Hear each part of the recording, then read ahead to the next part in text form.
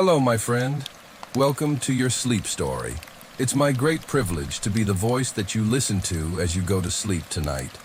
Tonight, I present to you another story about Hope. If you don't know Hope, well, she's a woman who lives in a cabin in a forest on her own with her dog Fred and her cat Melissa. And she has a life of complete contentment and peace. And she is known by a lot of my listeners as the woman who does very little. In tonight's story, Hope will be in her cabin as a storm goes on outside. She will write in her journal and read, a book which you will hear read about the peace of being inside when a storm is happening outside. But first, let's do the relaxation session, which will take a few minutes before tonight's sleep story. I'm going to count down from 10 to 1, and as I do, allow yourself to let go more and more. 10. Feel the support of the bed beneath you, or the floor, or whatever you lie upon tonight. And beneath what you lie upon, feel a deeper support. The support of the earth, our home, our constant support. And as you become aware of that support, see if you can sink into this moment a little more now. Just let go. A little more now.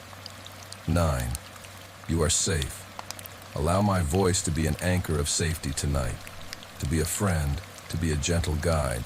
A guide that only ever brings you to safe places, to warm and cozy places, to places that enable and support your sleep. Trust that my voice is a friend tonight. 8. Feel into your body now. Notice where you might still be holding tonight. Notice where you may have pain or tingling or tension. Notice anything. Maybe you feel something in your feet or in your lower legs or your thighs or your belly, your chest, shoulders, your neck, your back, arms, hands.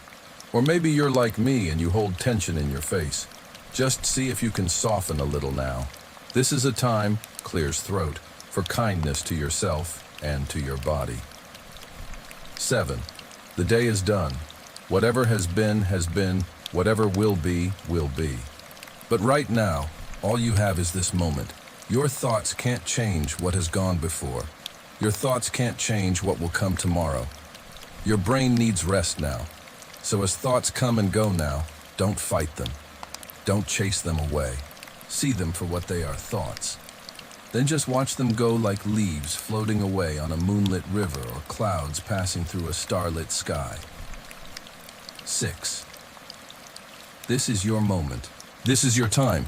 You have earned this moment of kindness to yourself. You deserve to have peace in your life. We all do. So as you become aware of that fact, as you come to the understanding that we all deserve peace, see if you can settle into this moment a little more now, letting your body know that it's really time for rest. 5. Peace lives within you.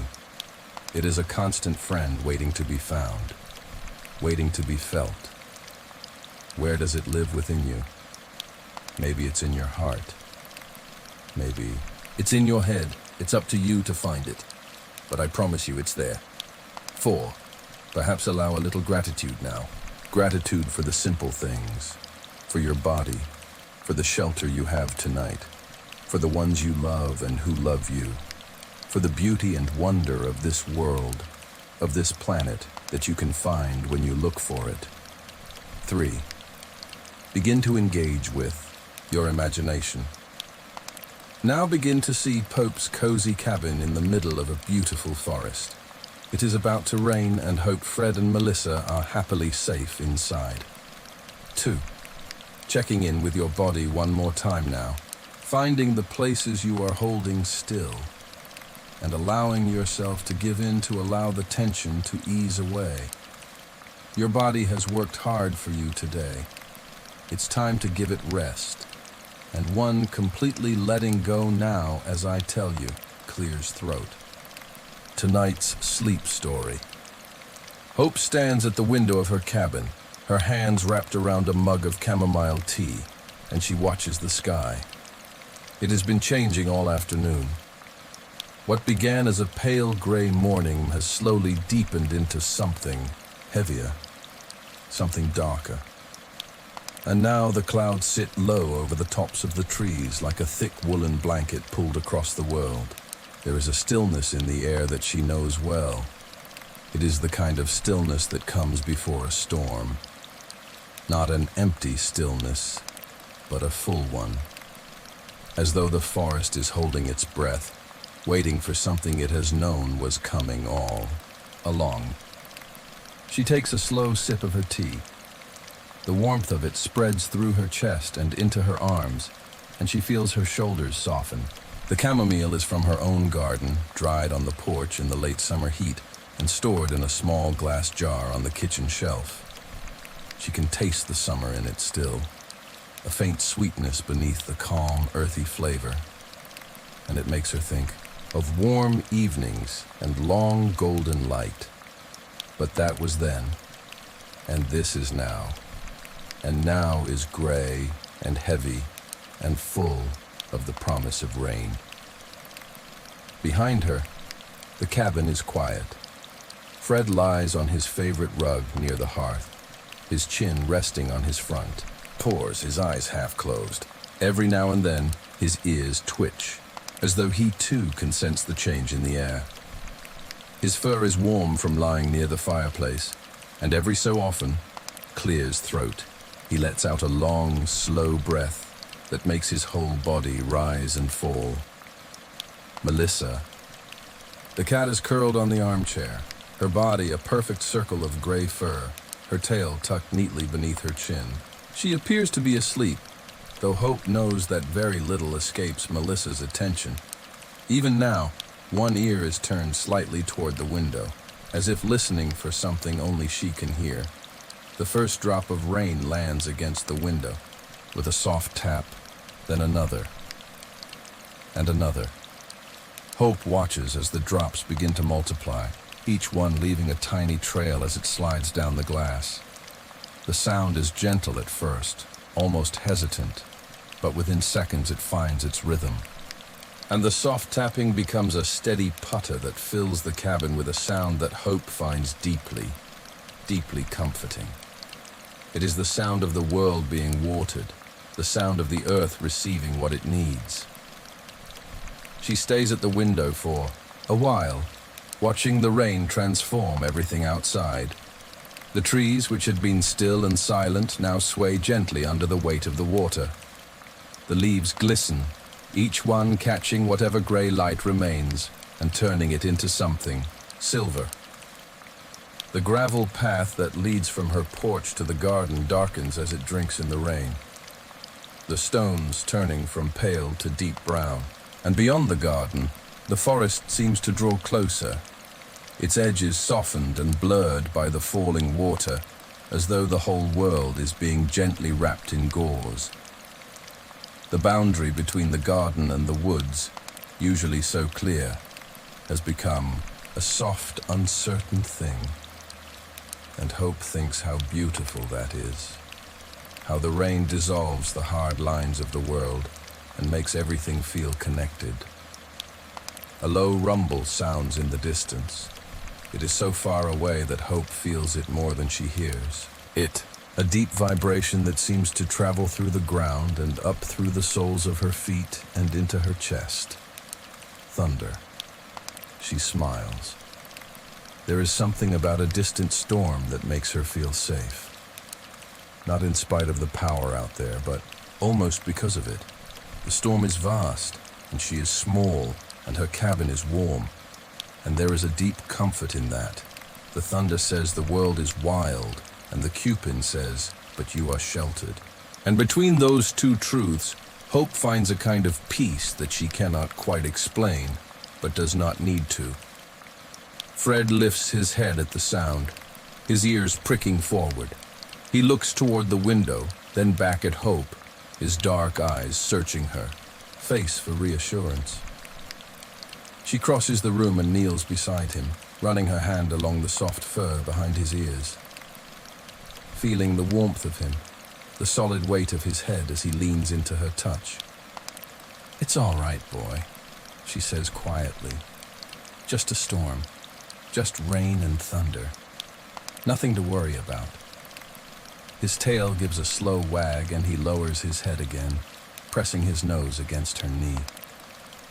She stays with him for a moment, feeling the steady, rise and fall of his breathing, and she feels a wave of tenderness for this gentle creature who has been her companion through so many quiet days and peaceful nights. Fred has never asked anything of her except to be near her, and in return, he has given her something she did not know she needed: a presence, a warmth, a reason to speak aloud in a quiet house. Melissa opens one eye from the armchair, watching the scene with what Hope imagines is mild amusement. The cat has never been troubled by storms. If anything, the rain seems to make Melissa more content, as though the weather has given her a perfectly reasonable excuse to do what she does best, which is absolutely nothing at all. Hope catches her eye and smiles, and Melissa blinks slowly in return, which Hope has always taken as the cat's version of affection. Hope rises and moves to the fireplace. She's already laid the fire earlier in the day, a habit born from years of living out here, of knowing the rhythms of the sky and what they promise. She has learned to read the clouds the way she once read the city, quickly and instinctively. And this morning, the clouds told her that warmth would be needed before the day was through, and so the fire has been burning quietly for a few hours now, the wood crackling, producing a flickering glow. That pushes back the gray light filtering through the windows. The fire has its own language. She thinks its own rhythm and song. The way it pops and hisses and crackles. The way it sends tiny sparks spiraling upward into the darkness of the chimney. It is a sound she never tires of, combined with the steady drum of rain on the roof and the occasional distant murmur of thunder. It creates a kind of music, a lullaby written by the earth. Hope puts the kettle on the stove for another cup of tea. As she waits for it to boil, she stands at the kitchen window and watches the rain fall over her garden. The vegetable patch is drinking deeply. The lettuces, the tomato plants tied to their stakes, the herbs in their little pots near the back door, all of them seem to lean into the rain as though welcoming it. The sunflowers, tall and proud, even in the gray light, bow their heavy heads under the weight of the water. Patient and unbothered, a puddle has formed in the low spot near the garden shed, its surface alive with tiny splashes that appear and disappear in an instant.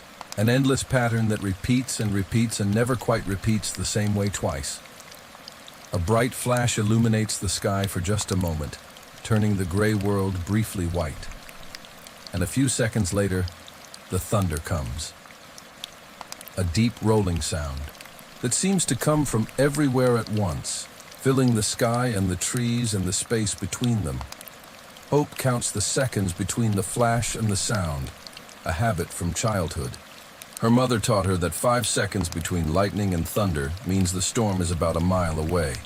She counts 7, still at a distance, still far out there. While she is in here safe and cozy, the kettle begins to whistle softly, and she lifts it from the stove, pouring the hot water over a fresh tea bag in her mug. The steam curls upward, carrying with it the scent of chamomile, and she breathes it in slowly, letting the warmth touch her face. She adds a spoonful of honey, stirring it gently, watching the golden thread dissolve into the pale liquid. Such a small thing, such a simple pleasure. And yet in this moment, standing in her kitchen while the rain pours down and the thunder murmurs and the fire crackles in the next room, it feels like everything she needs. She carries her tea back to the living room. The room is warm, and the light from the flames of the fire casts long, gentle shadows across the walls. The bookshelves, the worn armchair, the little side table with its stack of well-read books, the old rug where Fred now sleeps soundly, all of it glowing in the amber light. The cabin feels smaller in this light, but not in a way that is confining. Smaller in the way that a nest is small, smaller in the way that a held hand is small, close and warm, and exactly the right size. Hope sits down in her chair, pulling a thick knitted blanket over her lap. Melissa, disturbed by the movement, stretches and repositions herself, eventually settling half on the blanket and half on Hope's knee. her purring immediate and emphatic. Hope rests one hand on the gut's warm back and lifts her tea with the other, taking a sip as she lets her gaze drift to the window. Through the gap in the curtains, she can see the rain, silver and relentless, against the dark trees. And she watches it fall with a feeling that she can only describe as gratitude. The world outside has darkened further. The clouds are so thick, now that it feels more like evening than late afternoon.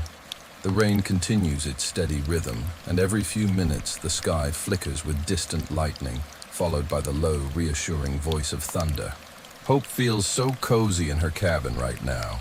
Each rumble outside of the thunder deepens the sense of shelter she feels within these walls. The storm is doing what storms do, and she is doing what she does best, sitting, resting, being. After a while, Hope reaches for her journal. It sits on the side table where it always sits. Its leather cover, soft and familiar beneath her fingers. The leather has darkened over the years, worn smooth in the places where her hands hold it most often. And the pages inside have yellowed slightly at the edges, giving the whole thing the feeling of something well-loved and much used. She opens it, turning past pages filled with her looping handwriting, past sketches of flowers and pressed leaves, and small observations about the weather, until she finds a clean page. She picks up her pen, the one that belonged to her mother, and she begins to write. November 17th. There is a storm today. A proper one. The kind that makes you want to sit by the fire and not move for hours, which is exactly what I am doing. I can hear the rain on the roof, steady and heavy. And every so often the thunder comes rolling in from somewhere over the hills. Fred was a little nervous at first, but he is settled now. He is asleep by the fire with his paws twitching. I think he is dreaming of chasing something. Rabbits, probably. He always dreams of rabbits. Melissa is on my lap, purring as though she invented the sound.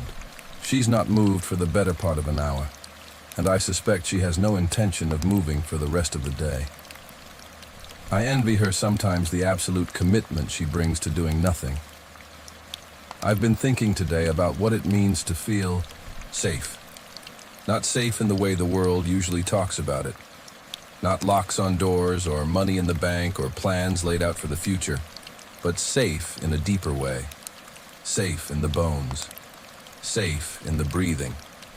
The kind of safe you feel when you stop running from something you were never really running from in the first place. I think for a long time I didn't know what that felt like.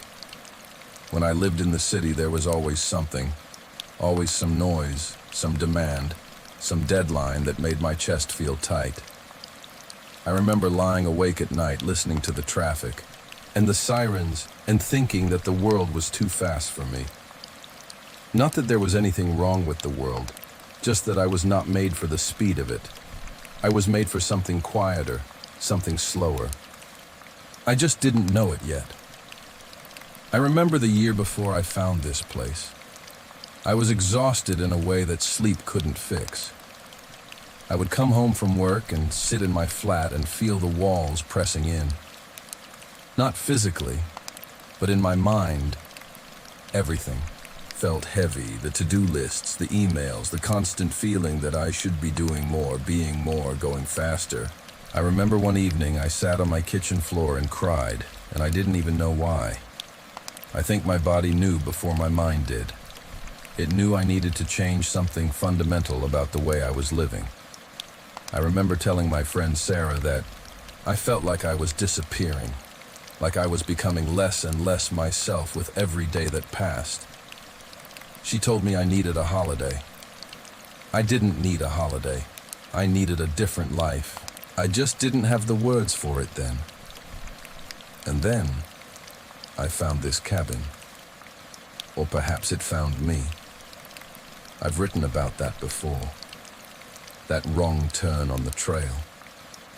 The way the trees opened up and there it was, sitting in the clearing as though it had been waiting for me. I know that sounds fanciful, But I believe that sometimes the things we need have a way of appearing when we are finally ready to see them. What I haven't written about, not really, is what those first weeks were like. Because they were not easy. People imagine that you move to a cabin in the woods and everything is immediately peaceful, but it wasn't like that at all. The first week, the silence frightened me. I'm not exaggerating. I would lie in bed at night, and the quiet felt loud. I kept reaching for my phone to check the time or read the news or message someone, anyone, just to feel connected to something familiar. I remember the first night I heard an owl. I didn't know what it was. This low, beautiful sound that seemed to come from everywhere and nowhere at once. I lay very still and listened. Then slowly I understood what it was, and I laughed at myself. A grown woman frightened by an owl. But it wasn't really the owl that frightened me. It was the newness of everything. The strangeness of a world that operated by rules I didn't yet understand. And then slowly, day by day, something shifted. I started to hear things I had never heard before. Not silence at all, but a whole world of sound, the wind in the trees. Each species producing its own particular whisper, the creek running over stones at the bottom of the hill, its pitch changing with the weather, the birds at dawn. So many different songs all layered on top of one another like an orchestra tuning up. The creak of the cabin settling in the cool night air. My own breathing, the beat of my own heart in the quietness. I remember the first morning I woke up and felt no urgency, no alarm, no list. Just the light coming through the window and the sound of birds and the cool air on my face and the feeling of being exactly where I was supposed to be. I lay there for a long time just breathing, just being. And I thought, this is it. This is what I have been looking for all those years without knowing it. That was many years ago now. And yet the feeling has not faded. If anything, it has grown deeper like a tree, putting down roots that reach further into the earth. With every passing season, every morning I step out onto that porch and I breathe in this air and I feel it again. That sense of rightness, of being at home in the truest sense of the word, not just in a building, but in myself, in the life I have chosen, in the woman I have become. And now there is a storm outside my window and I am warm and the fire is crackling and my two companions are here with me. And I think this is what it means to feel safe. Not the absence of the storm, but the presence of shelter. Not the absence of darkness, but the warmth of a small fire. Not the absence of being alone, but the fullness of solitude freely chosen. I don't know if anyone will ever read these words. I don't write them for anyone but myself. But if someone does find this journal someday in a dusty corner of this old cabin, I would want them to know this, that it is possible to find peace. That it is possible to build a life that fits you perfectly, even if it looks nothing like the life you thought you were supposed to live. That the quiet is not empty. That being alone is not the same as being lonely. That a small life lived with attention and gratitude is not small at all. I am grateful for this cabin, for this life, for Fred and Melissa, for the rain and the thunder and the fire, for the quiet, for the slow days, for the seasons that come and go with such beautiful regularity, for all of it, for every single bit of it. Hope sets down her pen and closes the journal gently. She rests her hand on its cover for a moment, feeling the worn leather beneath her palm, and she lets out a long, slow breath. Writing always does this, to her. It opens something up and then gently closes it again, leaving her feeling lighter than before. The fire crackles, the rain falls, the thunder rumbles softly. She sits for a while in this stillness. She feels the warmth of the fire on her face and her hands. She watches Fred's ribcage rise and fall. She feels Melissa's purring vibrate gently against her lap. These are the moments that Hope treasures most. The moments between things, the pauses, the spaces where nothing is asked of her. And she is free to simply exist in the warmth and the quiet and the company of those she loves. After some time, she reaches for a book from the small pile on the side table. It is a book she has read before more than once, but it is the kind of book that reveals something new each time she returns to it, as though the words change depending on who she is when she reads them. It is called The Quiet Earth Meditations on Shelter and Stillness. She opens it to a chapter she has bookmarked with a dried sprig of lavender, and she begins to read. Chapter 7. The Shelter of Rain. There is a particular kind of comfort that human beings have known for as long as they have known how to build shelter, and it is the comfort of being indoors while the rain falls outside. It is one of the oldest feelings in our collective memory, a thread that runs through every culture and every age and every kind of dwelling, connecting us to the very first people who crawled into a cave or huddled beneath an outcrop of rock and listened to the waterfall and felt, perhaps for the first time, that particular warmth that comes from knowing you are dry while the world is wet. We respond to this feeling on a level that is deeper than thought. The sound of rain on a roof does something to the nervous system that scientists have only recently begun to understand. It is a form of what researchers call pink noise, a frequency pattern in which lower tones are slightly louder than higher ones, creating a sound that the brain perceives as both rich and deeply soothing. Unlike white noise, which is uniform and flat, pink noise mirrors the patterns found in nature itself: the rush of a waterfall, the wind through a valley, the rhythm of a resting heartbeat. Our brains are wired to find these sounds calming because they signal something ancient and essential. They signal safety. They signal that the world outside is behaving as it should and that we are in a place where we are protected from it. When we hear rain falling on a surface above us, the brain interprets this as evidence of shelter. We are dry. We are enclosed. The elements are outside, and we are within. This simple distinction inside and outside shelter and exposure is one of the most fundamental categories of human experience. It is written into us at a level far below language. A child in a blanket fort understands it instinctively. So does a traveler who steps into a warm inn after hours on a cold road. So does anyone who has ever sat by a window and watched a storm with a feeling of deep, inexplicable peace. We do not need to be taught this feeling. We are born knowing it. And it is not only the sound that soothes us, it is the dimming of light that accompanies heavy cloud cover. The way the world outside becomes muted and soft, reducing the visual complexity that our brains must process. On a bright, clear day, the world demands our attention. There are details and distances and movements that the eye is drawn to, that the mind must interpret and respond to.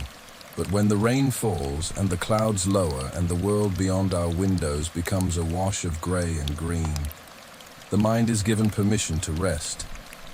The horizon closes in. The world becomes smaller. And in that smaller world, we find room to breathe more slowly, to think more gently, to let go of the constant watchfulness that bright, clear days seem to require of us. Thunder, too, plays its part in this ancient choreography of comfort.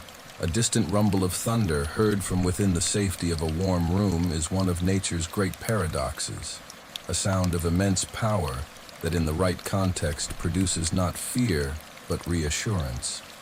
The thunder tells us that the storm is real, that the forces beyond our walls are vast and wild and ancient, and in doing so, it makes the shelter feel more complete, more necessary, more deeply good.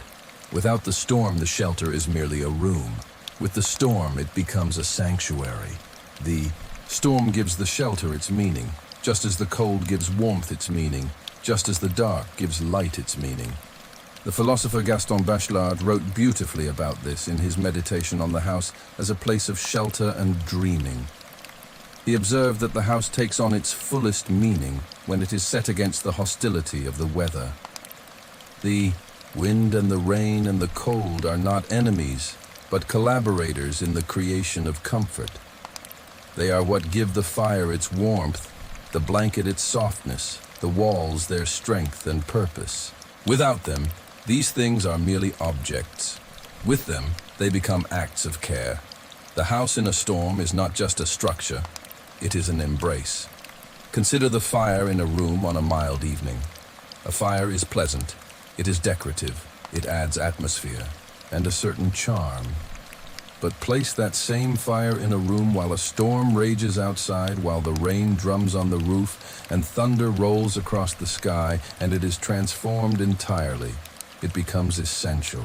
It becomes a gathering point, a source of heat and light that stands in direct and beautiful opposition to the cold and dark beyond the walls.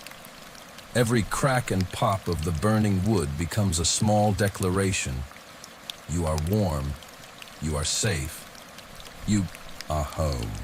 And the ear that hears these sounds, the body that feels this warmth, responds with a gratitude that goes deeper than words. This is why across cultures and centuries, human beings have gathered around fires during storms. Not merely for warmth, though warmth is part of it, but for the feeling that the fire creates. The fire watched during a storm becomes a meditation. The flames move in patterns that the eye can follow but the mind cannot predict. And in this gentle unpredictability, the thoughts are given permission to wonder and eventually to still. And then there is the matter of sound. The sounds of a storm heard from within a sheltered place compose what might be called the oldest lullaby in the world. Rain on the roof, wind in the trees, the occasional crack and roll of thunder, the hiss and pop of a fire. These sounds together create a layered tapestry that the brain finds deeply restful. They form a pattern, and the human brain, which spends so much of its waking life scanning for threats and anomalies and things that are out of place, can finally relax in the presence of a pattern that it trusts. The rain will go on falling. The fire will go on crackling. The thunder will go on murmuring. And in this constancy, the mind finds permission to let go. This is perhaps the deepest truth about shelter. It is not merely a physical thing. It is a state of mind, a feeling, a permission that we grant ourselves to stop scanning the horizon and to rest in the present moment. The walls of a house during a storm do not merely keep the rain out. They hold something in. They hold in the warmth. Certainly, and the light and the dry air that our bodies need. But more than that, they hold in a feeling that is as old as our species and as necessary as breath itself. The feeling of being for now, for this moment, for this one precious evening, safe. Hope lowers the book to her lap and lets out a slow breath. The words seem to settle into her like the warmth of the fire, becoming part of the quiet contentment she already feels. She looks at the flames, watching them move in their endless, unhurried dance. And she thinks about what she has. Just read about shelter, about safety, about the simple ancient comfort of being warm and dry. While the world outside is wild and wet, she thinks about how right the author is. That the storm does not diminish the comfort. It creates it. That without the rain and the thunder and the wind, the fire would be merely pleasant. But with them, it is something close to sacred. The light continues to fade now as the afternoon has given way to evening. The world outside the window has turned from gray to a deep blue, and the trees are only silhouettes against the darkening sky. And as the evening turns to night and Hope continues to sit in her chair, she eventually realizes that she is tired. Not in a heavy way, not with the exhaustion of effort or worry, but in the way that a long, peaceful day can make you tired. The kind of tiredness that is really just the body saying it has been nourished by rest and is ready for more. It is the tiredness of contentment, the tiredness of a day well spent doing very little at all. Hope gently lifts Melissa from her lap and sets her on the warm spot she has left on the chair.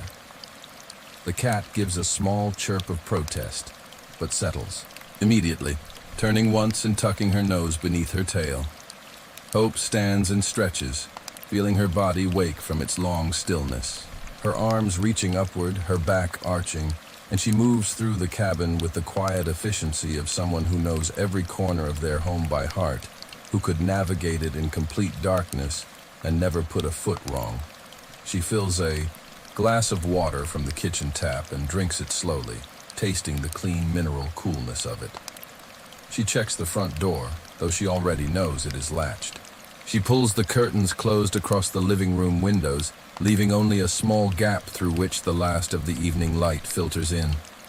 Fred stirs as she moves past him, lifting his head to watch her with sleepy eyes. His tail wags once, twice slowly, and then he heaves himself to his feet with a long stretch. His front legs extended, his back arched, the yawn so wide that Hope can see every one of his teeth. He knows the routine. He knows that when Hope moves through the cabin this way, touching things, closing things, the day is drawing to its close. She opens the back door briefly to let Fred step outside into the garden. Then when he comes back in, she closes the door and she dries Fred's pores with an old towel she keeps by the step. In the bathroom, she washes her face with warm water, feeling the day gently wash away. She brushes her teeth. She changes into her night clothes, the ones that are faded and worn from years of washing. She pulls her hair back from her face and looks at herself in the small mirror above the sink. The face that looks back at her is calm, content, at ease. The face of a woman who has spent the day doing exactly what she wanted to do, which was nothing much at all, and who feels no guilt about it, only gratitude. She walks to her bedroom. The room is small and simple. A single bed with a thick mattress, and layers of blankets and quilts in soft, muted colors, cream and pale blues and the faded green of old moss. She climbs into bed. The sheets are cool at first, but they warm quickly around her body, and she pulls the blankets up to her chin, feeling their familiar weight settle over her like an embrace, layer upon layer of warmth and softness, each one adding to the feeling of being held, being safe, being exactly where she belongs. Hope closes her eyes. She feels the weight of the blankets. She feels the warmth of her companions, Fred and Melissa. Now, asleep at the foot of her bed, she feels the cabin around her, solid and sure, its old wooden walls and its sturdy roof, and its small glowing hearth, a shelter built by hands she never knew, for a life she could not have imagined. And now it is hers, and she is it, and they belong to each other completely. The cabin is quiet now as Hope drifts gently, slowly, peacefully into a deep and restful sleep.